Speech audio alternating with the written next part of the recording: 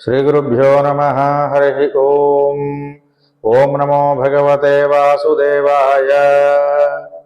मन्दारगन्धसंयुक्तं चारुहासं चतुर्भुजं बर्हिपिञ्चावचूडाङ्गं कृष्णं वंदे जगद्गुरुं।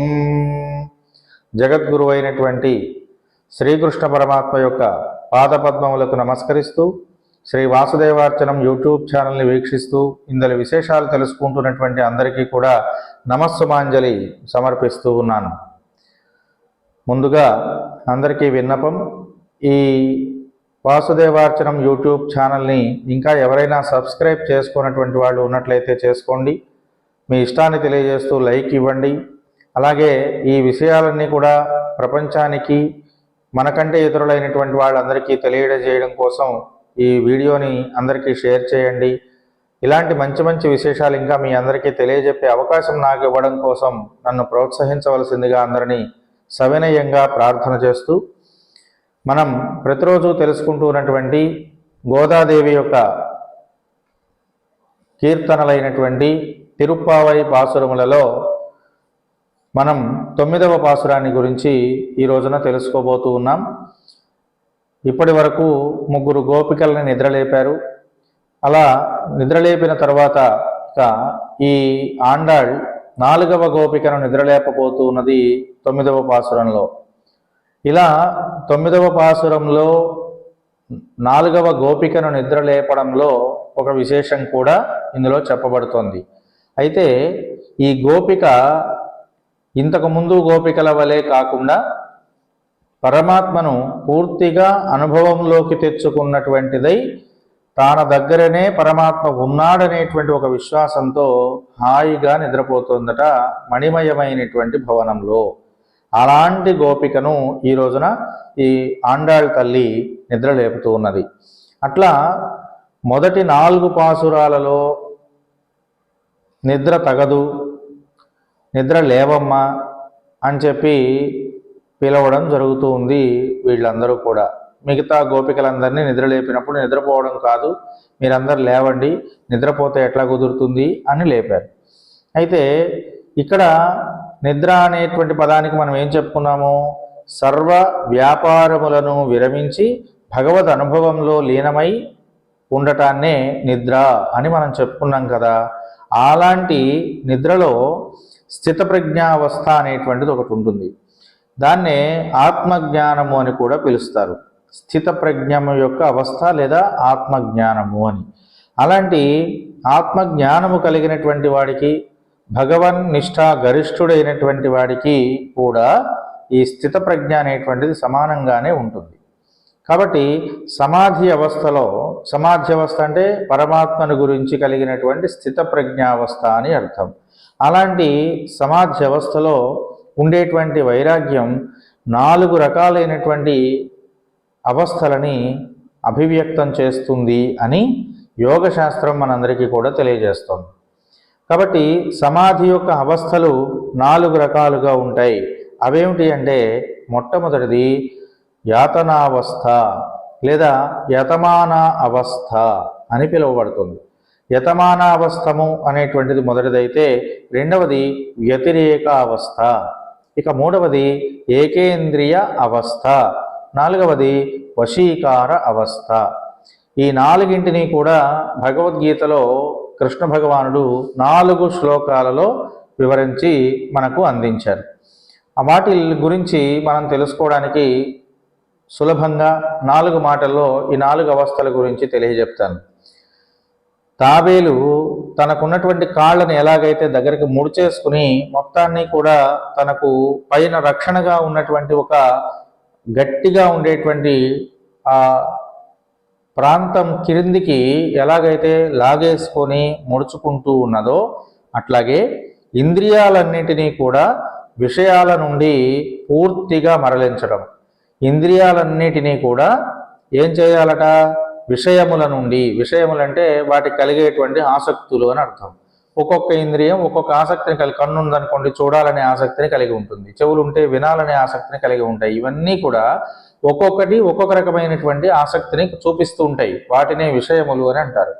అలాంటి విషయముల నుండి పూర్తిగా మరల్చాలి, భగవంతుని వైపుకే మరల్చడాన్ని ఏమంటున్నారంటే యతమాన అవస్థ అని అంటున్నారు.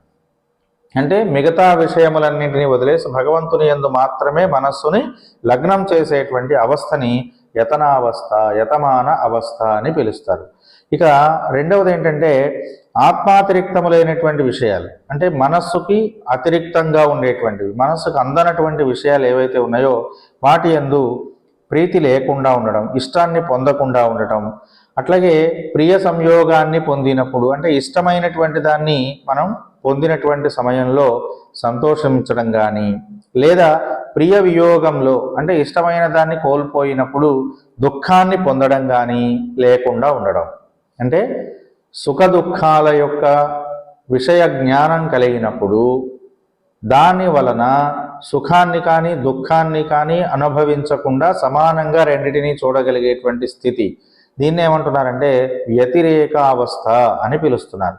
అంటే సుఖం కలుగుతుందనుకోండి, ఇది ఎన్నాళ్ళు ఉంటుందిలే అనేటువంటి భావం, దుఃఖం కలుగుతుందంటే అనుకోండి ఇది ఎన్నాళ్ళు ఉంటుంది అనేటువంటి భావం, దాని మీద వ్యతిరేకతని పొంది ఉండటం, దాన్ని వ్యతిరేకావస్థ అని పిలుస్తారు.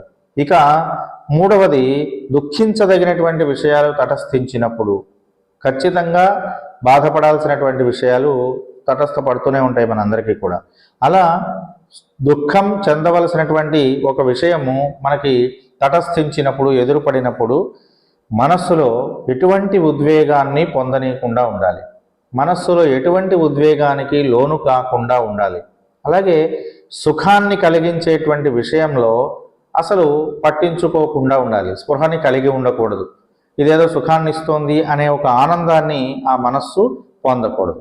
అట్లా అనురాగము, భయము, క్రోధము మొదలైనటువంటి లక్షణాలు ఏవి కూడా లేకుండా భగవద్ విషయాన్ని మాత్రమే, భగవంతునికి సంబంధించినటువంటి విషయాన్ని మాత్రమే మరల మననం చేస్తూ ఉండటం, మరల భగవన్నామాన్ని సంకీర్తన చేస్తూ ఉండడం, దీనిని ఏకేంద్రియ అవస్థ అని పిలుస్తారు. ఇంద్రియములన్నీ కూడా భగవంతుని వైపు మాత్రమే లగ్నమై ఉండడం. అట్లాగే ఏకేంద్రియావస్థ తర్వాత చెప్పబడుతున్నటువంటి అవస్థ వశీకార అవస్థ. ఇదేమిటి అంటే భగవద్ ఆనందములో భగవంతుడికి సేవ చేయడం అనేటువంటి పరమానందంలో నిమగ్నుడైపోయి ఇతరములైనటువంటి కోరికలన్నింటినీ కూడా వదిలేయాలి.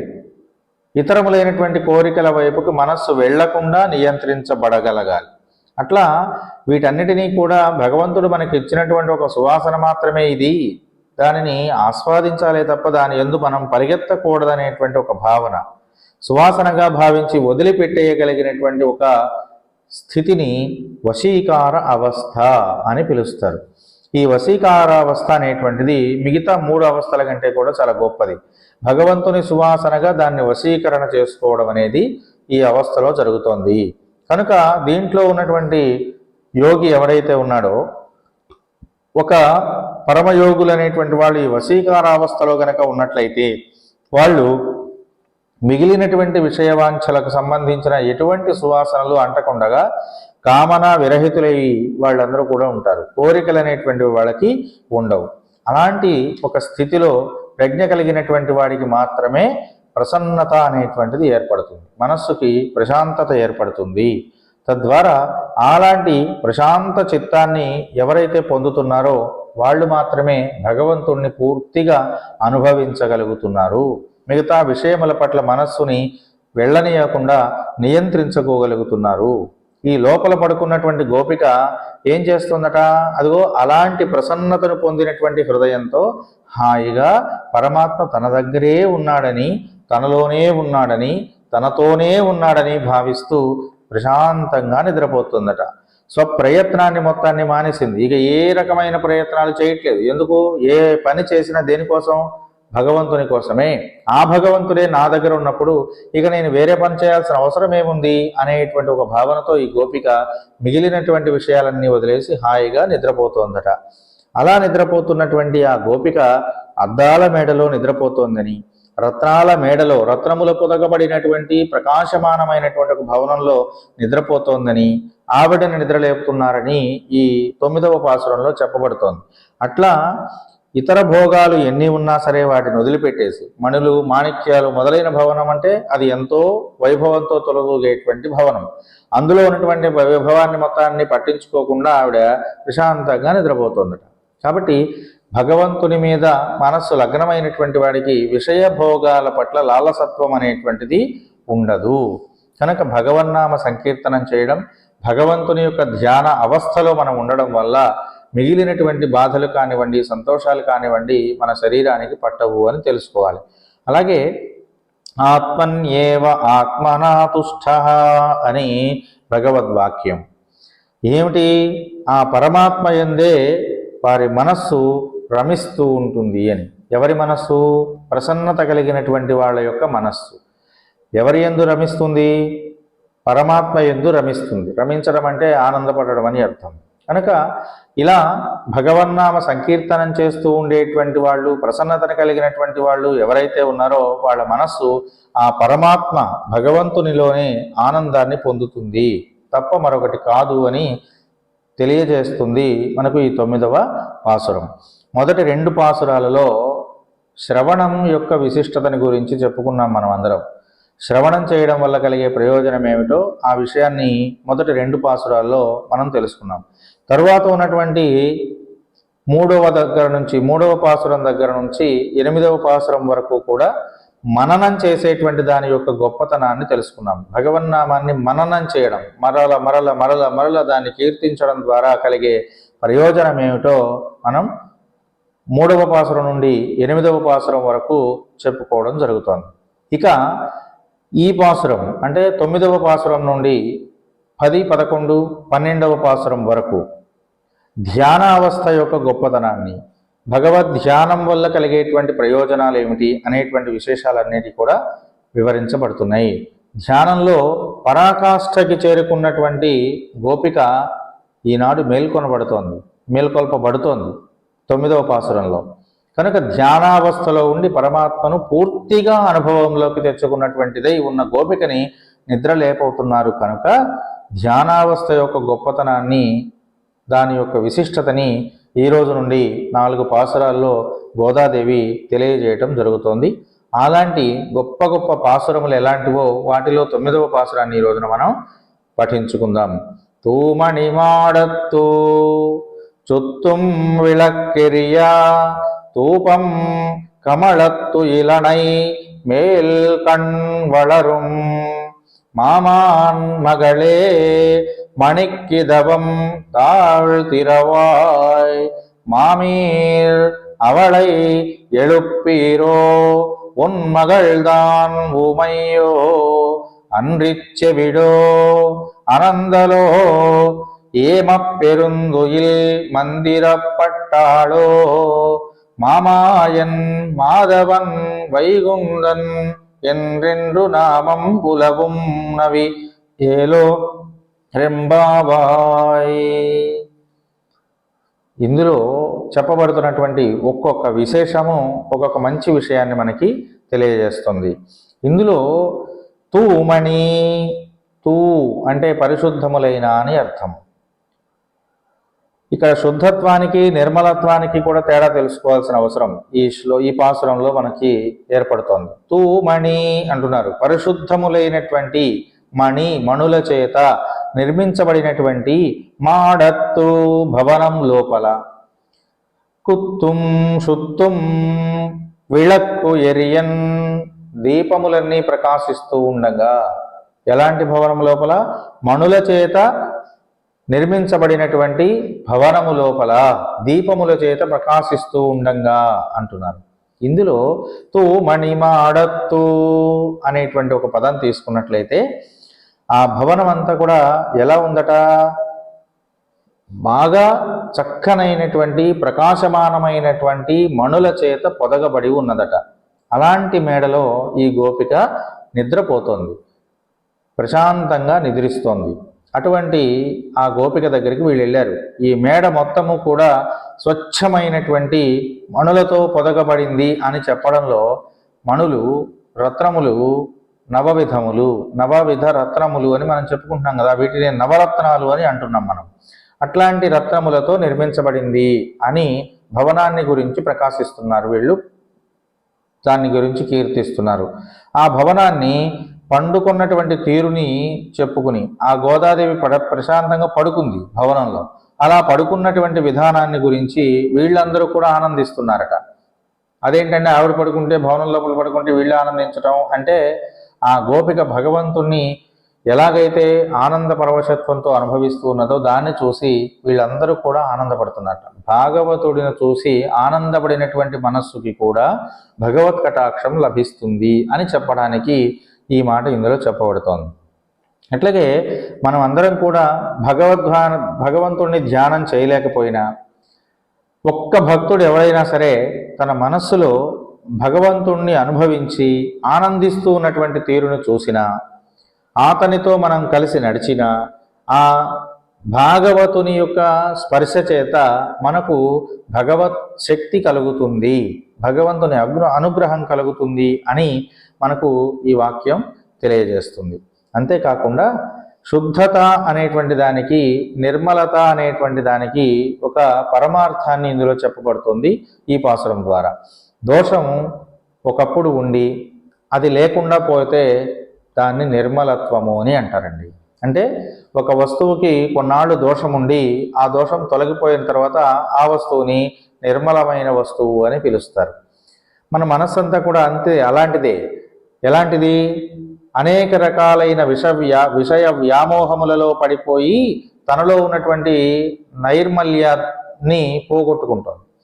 కాబట్టి ఆ మనస్సు అనేక రకాల విషయ భోగముల పట్ల ఎప్పుడైతే లీనమైపోతూ ఉన్నదో అక్కడ మనస్సు ఏమవుతుంది? మలినమవుతుంది. కనుక ఈ మాలిన్యం కొంతకాలం ఉండి భగవన్నామ సంకీర్తన చేయడం, భాగవత సేవ చేయడం ఇలాంటి వాటి వల్ల ఆ దోషాన్ని పోగొట్టుకుంటుంది. కనుక మనస్సు నిర్మలమైనది అని చెప్పబడుతోంది. మానవ జీవన విధానము నిర్మలముగా ఉంటుంది భగవత్ సేవ చేయడం ద్వారా అని చెప్పబడుతుంది.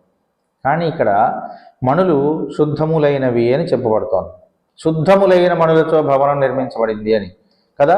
శుద్ధత అంటే ఏమిటి? అసలు దోషమే లేకుండా ఉండడం, దోషమే అంటకుండా ఉండడం, అసలు ఎటువంటి విషయభోగముల పట్ల వాంఛ లేకుండా ఉన్నటువంటివే శుద్ధత. భగవంతుడికి అలాంటి వాంఛలు అనేటువంటివి ఏవి ఉండవు. కనుక భగవత్ స్వరూపములు మణులు అని చెప్పబడుతున్నాయి. అందుకనే నవరత్నములను ధరించడం ద్వారా అనేక రకాల ప్రయోజనాలు కలుగుతాయి అని మనకు జ్యోతిష్ శాస్త్రం మొదలైనటువంటి శాస్త్రాలు కూడా చెప్పబడుతున్నాయి. కాబట్టి రత్నం అంటే శుద్ధమైనది, పరమాత్మ యొక్క స్వరూపమది అనేటువంటి ఒక భావన. కాబట్టి కృష్ణుడు అనేటువంటి ఒక భగవంతుని చేత ప్రకాశమానమైనటువంటి మణి చేత ఆ భవనం నిర్మించబడింది. ఆ భవనం మొత్తం అంతా కూడా ఏముంది? కృష్ణుడు అనేటువంటి మణి దీపపు కాంతి ఉన్నది. అలాంటి కాంతి చేత నిర్మించబడినటువంటి భవనంలో మరి ఆవిడ ప్రశాంతంగా ఎలా నిద్రపోతుందండి? అసలు కృష్ణుడి భవనమే కృష్ణుడు అయినప్పుడు ఆయనలో ఆవిడ ఉన్నది. ఇది ఆ గోపికలో ఉన్నటువంటి విశిష్టత. నా దగ్గర భగవంతుడు ఉన్నాడని భావించడంలో కాదు, ఇక్కడ భగవంతుడిలో నేనున్నానని భావిస్తోంది ఆవిడ. కనుకనే ప్రశాంతంగా నిద్రపోతోంది అని ఈ గోపికలందరూ భావిస్తున్నారు. అలా కృష్ణునిలో లీనమైపోయినటువంటి ఆ గోపికను చూసి ఆనందం కాక మరి ఇంకేముంటుందండి? కనుక అలా ఆనంద పరవశత్వానికి లోనవుతున్నటువంటి ఆ గోపికను నిద్రలేపుతున్నారు వీళ్ళందరూ కూడా. పరమాత్మ జీవుల లోపల అంతర్యామి అనేటువంటి రూపంతో ఉంటాడు. మామూలుగా మనస్సు లోపల లేదా ఇతర జీవుల లోపల అంతర్యామి రూపంతో తాను ఉంటానని పరమాత్మ మనకు తెలియజేశారు. అలా ఉన్నప్పుడు పరమాత్మకి నివాసం ఉండేటువంటి స్థానం ఏది అంటే జీవుడు కదా. జీవునిలో వసిస్తున్నాడు పరమాత్మ అంతర్యామి రూపంగా, అంటే జీవిస్తున్నాడని చెప్పడమే. కానీ ఆ జీవుడికి ఏమిటిది? పరమాత్మ నివాస స్థానం. జీవుడు నివాసం ఉండాలంటే ఎక్కడ ఉండాలి? ఆ పరమాత్మలోనే నివాసం ఉండాలి. అంతే తప్ప ఆత్మ లేనప్పుడు, ఆ జ్ఞానం లేనప్పుడు జీవుడు ఉండడు. కనుక జీవుడికి ఆవాసము నివాసమేది అంటే పరమాత్మయే అని తెలుసుకోవాలి. కాబట్టి పరమాత్మ నివాస స్థానమైనప్పుడు నిత్య శుద్ధ ప్రకాశత్వాన్ని కలిగిన వాడు పరమాత్మకుడు కనుక ఆ భవనం పరిశుద్ధములైనటువంటి మనులచే నిర్మించబడింది అని ఆ జీవునికి నివాస స్థానము దేవుడే అనేటువంటి ఒక విషయాన్ని తెలియజెప్తోంది. కాబట్టి ఆ భవనం చాలా విశాలమైనది, మణుల చేత ప్రకాశించబడుతుంది. భగవత్ ప్రసాద గుణము చేత కాంతివంతమైనటువంటి మణులచే నిర్మించబడింది ఆ భవనం. అలాంటి భవనంలో ఆవిడని ఎదిరిస్తోంది. ఆవిడని లేపడంలో ఇంకొక విశేషం కూడా చెప్పబడుతోంది. ఇక్కడ మణులుతో పోల్చడంలో ఉన్న ఉద్దేశం ఏమిటంటే, మణులు 9 రకాలు అని మనం తెలుసుకున్నాం కదా. భగవంతునితో జీవునికి ఉండేటువంటి సంబంధాలు కూడా 9 రకాలండి. ఈ 9 రకాలైనటువంటి బంధాలు జీవుడికి కలిగి ఉండాలి. అలా ఉన్నటువంటి జీవుడు పరమాత్మలో ఖచ్చితంగా ఐక్యమవుతాడని మన ధర్మాలు తెలియజేస్తున్నాయి. పితాచ రక్షకశేషి భర్తా జ్ఞాయో ప్రమాపతి స్వామ్యాధారో మమాత్మా చ భోక్తా చ అద్యమనోదిత అని ఒక 9 రకాలైనటువంటి లక్షణాలని తెలియజేస్తున్నారు. ఆత్మకు పరమాత్మకు ఉన్నటువంటి సత్సంబంధం ఎలా ఉంటుందో తెలియజేస్తూ, వాటిలో మొట్టమొదటిది తండ్రి, భగవంతుణ్ణి తండ్రిగా భావించడం. దీన్నే పితృపుత్ర భావనము అని పిలుస్తారు. ఇక రెండవది రక్షకుడు, భగవంతుడే నన్ను రక్షించేవాడని పూర్తిగా విశ్వసించడం. దీన్నే రక్షక భావన అని అంటారు. నేను రక్ష్య లక్షణాన్ని కలిగిన దాన్ని, నాకు రక్షకుడు పరమాత్మ అని భావించడం. ఇక మూడవది శేషి, పరమాత్మ మనం చేసినటువంటి ప్రతిఫలితాన్ని ఆయనే పొందుతున్నాడు, మనం కాదు, నేను పరమాత్మ ఇచ్చిన పనిని చేసేవాడిని మాత్రమే అని భావించడం శేషి భావం. ఇక నాలుగవది భార్తృభావం, భార్యాభర్తృభావం. భరించేవాడు పరమాత్మ, మనం చేసే ఏదేనైనా సరే భరించేవాడు ఎవరు? పరమాత్మ అనే భావన కలిగి ఉండడమే భర్త భావాన్ని కలిగి ఉండడం. అలాగే దీన్నే భర్తృభార్యాభావం అని పిలుస్తారు. ఇక ఐదవది జ్ఞాతృ జ్ఞేయ భావం. దీన్నే జ్ఞేయుడు, భగవంతుడు అనే బంధాన్ని కలిగి ఉండడంగా చెప్తారు. జ్ఞేయుడు అంటే మనం చేసే ప్రతి విషయము తెలిసినవాడు, తెలియజెప్పేవాడు కూడా ఆయనే అని భావించడం. ఇక తర్వాతది స్వస్వామి భావం, నాకు స్వామి ఆయన అనే భావన, నాకు నాయకుడు ఆయన అని భావన, నాకు ప్రభువు పరమాత్మ అనేటువంటి భావన కలిగి ఉండటం. దీన్నే స్వామిత్వం అని పిలుస్తారు. ఇక ఏడవ భావన ఏమిటంటే ఆధార ఆధేయ భావం, ఆధారమైన వాడు నాకు పరమాత్మయే అని భావించడం. ఇక ఎనిమిదవ భావం ఏమిటంటే శరీర ఆత్మ భావం. దీన్నే ఆత్మ బంధం అని పిలుస్తారు. పరమాత్మ ఆత్మ, నేను జీవుణ్ణి, నాకు ఆత్మ పరమాత్మయే అని భావించడం. ఆ పరమాత్మకు నేను శరీరం, నేను ఒక దేహము, నేను ఒక భవనం మాత్రమే అని భావించడమే ఆత్మతత్వం. ఇక తొమ్మిదవది భోగ్య భావం. నేను చేసే ప్రతి పనికి భోక్త భగవంతుడే, భోగ్య వస్తువుని మాత్రమే నేను పరమాత్మ కోసము నియోగించబడిన దాన్ని అని భావించడం. ఇట్లాంటి 9 రకాలైనటువంటి భావములను మానవుడు కలిగి ఉన్నప్పుడే పరమాత్మ యొక్క సాక్షాత్కారం లభిస్తుంది అని తెలుసుకోవాలి. లోకంలో ఏ ఉపాధి అయినా సరే ఎవరి వలన లభిస్తుందో వారిని తండ్రి అని మనం పిలుస్తున్నాం. పిల్లలందరికీ తండ్రిని ఎవరిని అంటున్నాం? ఆయన వల్లే కదా పిల్లలందరూ కూడా సుఖంగా ఉంటున్నారు. కనుక తండ్రిగా భావించడం అంటే ప్రతి దానికి ఉపాధి అనేటువంటిది ఎవరి వలన లభిస్తోందో వాళ్ళను తండ్రి అని పిలుస్తున్నాం. కానీ వాస్తవంగా మనం విచారించి చూస్తే ఇక్కడ అహం బీజ ప్రదపితాహ అని కృష్ణుడు చెప్పుకున్నాడు. నేనే జీవుడను, బీజమును, శరీరము అనే క్షేత్రంలో నిలిచినటువంటి తండ్రి నిజము అని పరమాత్మ సర్వజీవకోటికి తండ్రి అనేటువంటి భావాన్ని కలిగి ఉండటమే పితృపుత్ర భావన అని చెప్పబడుతోంది. కనుక జీవులకు అందరికీ కూడా తండ్రి పరమాత్మయే అని భావించాలి. ఇక రెండవది రక్షక భావనం. రక్షక భావనం అంటే ఏమిటంటే లోకంలో శరీరానికి ఆపద కలిగినప్పుడు కాపాడువాటువంటి వాళ్ళని రక్షకుళ్ళు అని పిలుస్తాం. అలాంటి శారీరక రక్షణమే కాకుండా ఆత్మ సంసార సముద్రంలో మునిగిపోతున్నప్పుడు రక్షించేటువంటి వాడు పరమాత్మ. మృత్యు సంసార సాగరాత్ ఉద్ధరామి అని కృష్ణ భగవానుడు చెప్పుకున్నాడు. కాబట్టి మృత్యువులో కానీ సంసార సాగరంలో పడి కొట్టుమిట్టాడుతున్నటువంటి వాడిని రక్షించేవాడిని నేను అని. కాబట్టి పరమాత్మ నన్ను రక్షిస్తాడనేటువంటి విశ్వాసాన్ని కలిగి ఉండటం రెండవ బంధం. ఇక మూడవది, చేతనమైనటువంటి జీవులన్నీ కూడా అచేతనమైనటువంటి ఈ శరీరంలో ఉండి అనేక రకాల వ్యాపారములను చేస్తున్నాయి. అంతే తప్ప ఇవన్నీ నేను చేసేవి కాదు, పరమాత్మ నా చేత చేయిస్తున్నవి అనే భావం. ఈ చేసిన ఫలితం మాత్రం పరమాత్మదే కానీ నాది కాదు, నేను మిగిలిపోయినటువంటి శరీరాన్ని మాత్రమే అని భావించడం శేషశేషి భావం. ఇక తర్వాతది భార్యాభర్తృభావాన్ని కలిగి ఉండటం. లోకంలో స్త్రీ పురుష సంబంధం మనందరికీ తెలుసు. భార్యాభర్త అంటే స్త్రీలు పురుషులని, కానీ ఇక్కడ భర్త అంటే భరించేవాడు అని, భార్య అంటే భరించదగినది అని. కనుక లోకమంతా కూడా పరమాత్మ చేత భరించబడుతోంది కనుక ఆయన భర్త అవుతున్నాడు. నాకు ప్రభు అయిన వాడు, భర్త అయినటువంటి వాడు, నన్ను భరించేటువంటి వాడు పరమాత్ముడనే భావన కలిగి ఉండటం. ఇక జ్ఞాతృ జ్ఞేయ భావం. లోకంలో మనం ఎన్ని రకాలైనటువంటి విషయాలను తెలుసుకున్నాము, ఆ తెలుసుకున్నటువంటి విషయాలన్నీ కూడా అనేక విధాలుగా ఉన్నాయి, ఒకదానికొకదానికి సంబంధం లేదు అని అనుకుంటున్నాం. కానీ అన్ని పదార్థములు కూడా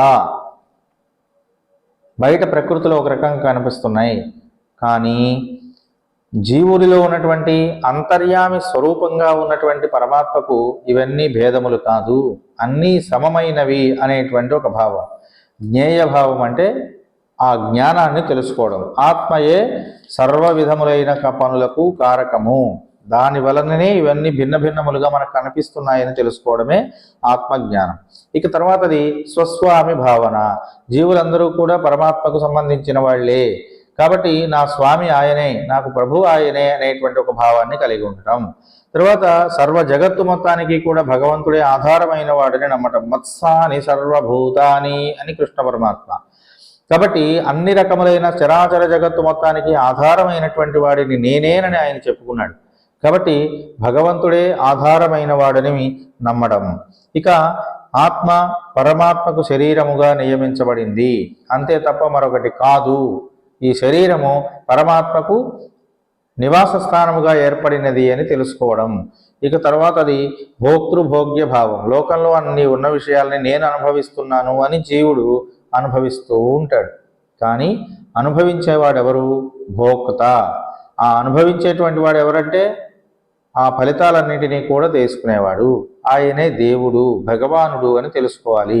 అహం హి సర్వయజ్ఞానాం భోక్తాచ ప్రభురేవచ అని. సర్వయజ్ఞములకు భోక్తను ప్రభువును నేనే అని భగవద్గీతలో కృష్ణుడు చెప్పుకున్నాడు.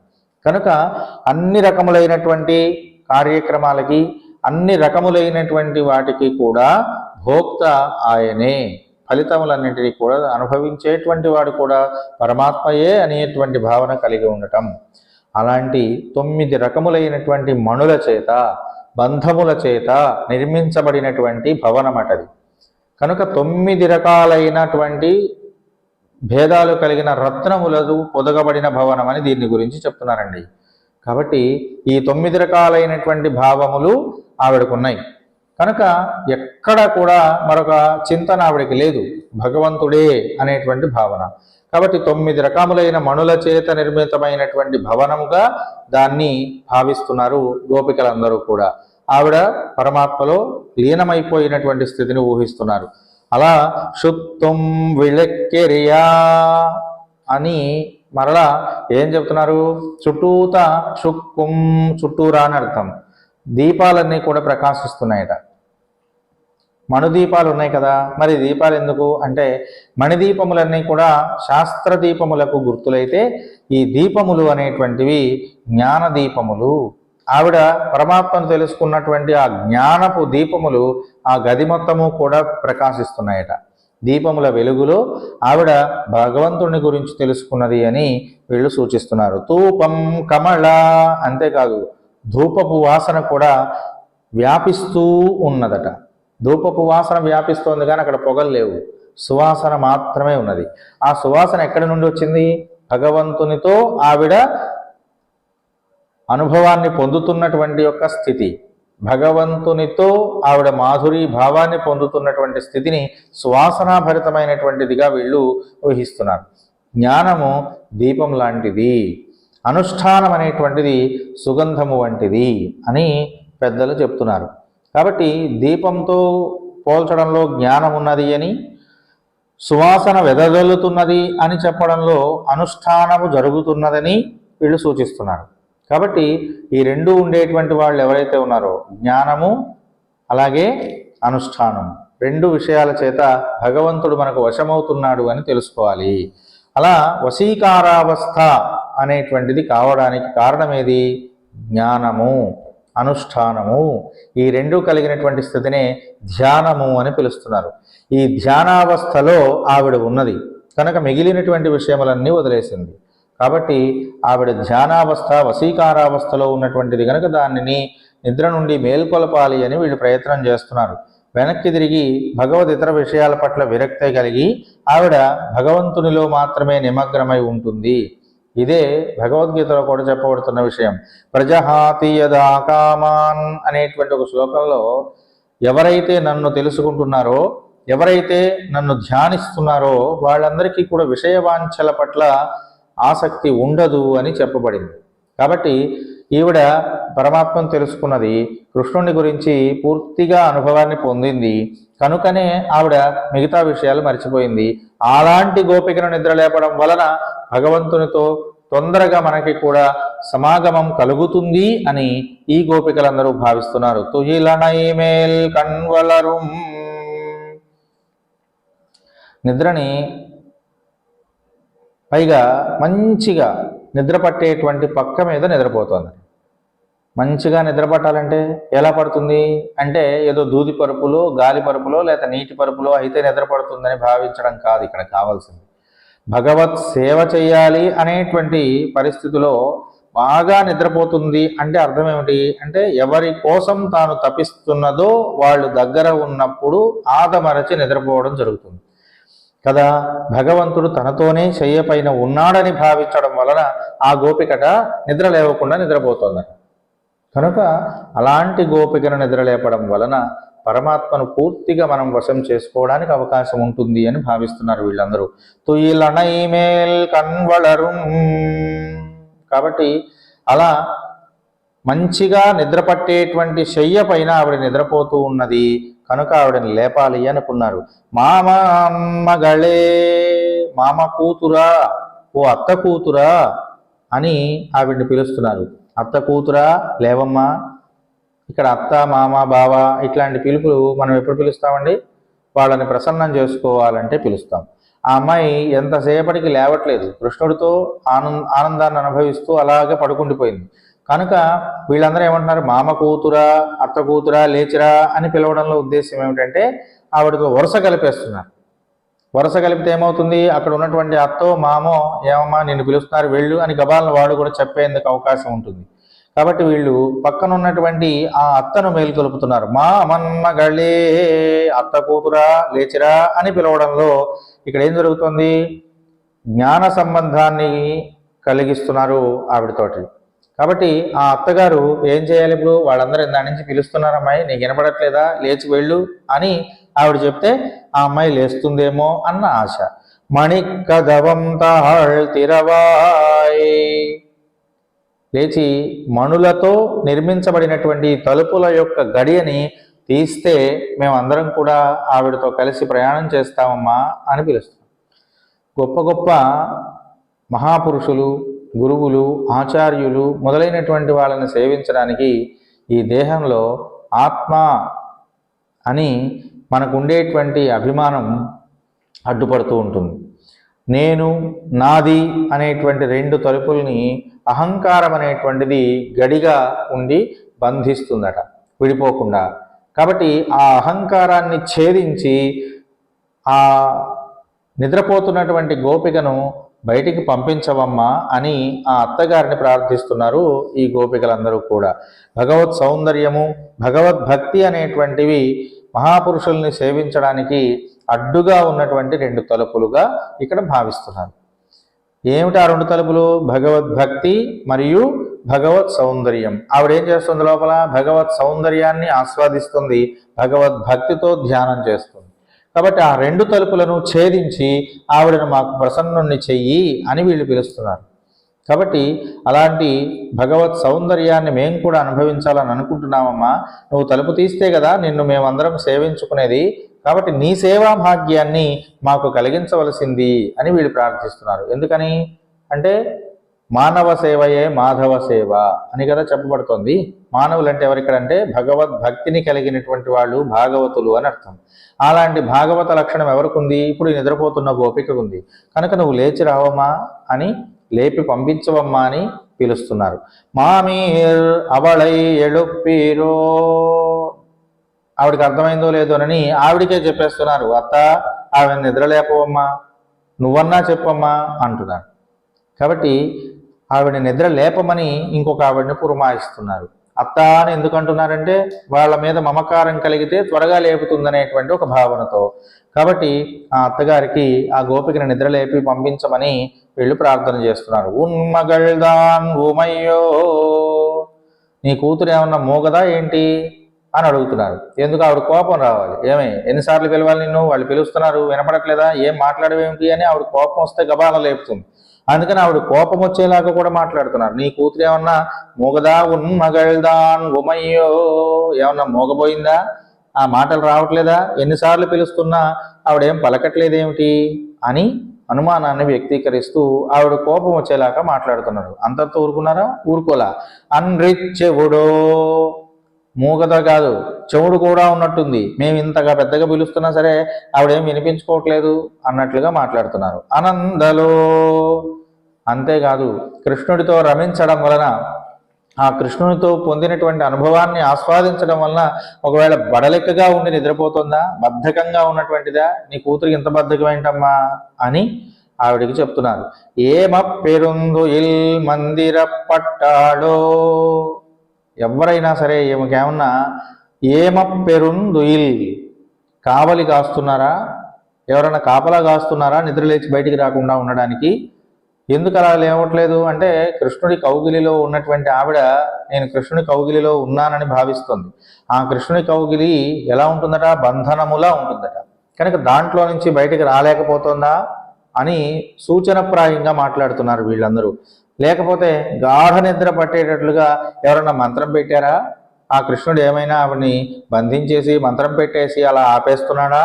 ఒకవేళ మాకు కూడా అలాంటి మంచి యోగ్యతని కలిగించేందుకు నీ కూతుర్ని ఒక్కసారి నిద్రలేపవమ్మా. ఇతరులకు తెలియకుండా, ఆడపిల్లల్ని బెదిరించి మాట్లాడకుండా, లేవకుండా, ఎవ్వరు పిలిచినా పలకకుండా, తన కౌగిట్లో అదిమి పెట్టి వారు మాట్లాడకుండా ఉండాలి అనేటువంటి భావన కలిగిన వాడు కృష్ణుడే. కనుక ఆ కృష్ణుడు ఏమైనా నీ కూతుర్ని అడ్డగించి మాట్లాడకుండా బయటికి రాకుండా ఆపుతున్నాడా అన్నట్లుగా మాట్లాడుతున్నారు. అంతేకాకుండా ఆ కృష్ణుడి యొక్క కీర్తన చేయాలమ్మా మీరందరూ. ఇలా పిలుస్తుంటే అమ్మాయి పలకట్లేదు కదా, అందుకని మీరందరూ కూడా ఆవిడ దేని గురించి అయితే ఆలోచిస్తుందో ఆ భగవంతుడిని మీరు పిలవండి. అప్పుడు ఒకవేళ ఆవిడ దగ్గర నుంచి ఆయన వెళ్ళిపోతాడేమో అని లేస్తుందేమో అన్నది ఆవిడ. కనుక వీళ్ళందరూ ఏం చేస్తున్నారట? మాయాయన్, ఓ మాయావి అని పిలుస్తున్నారు. మాయలు చేసేవాడు. మాయ అంటే భగవంతుడు కావాలని చేసేటువంటి పనులను మాయలు అంటారు.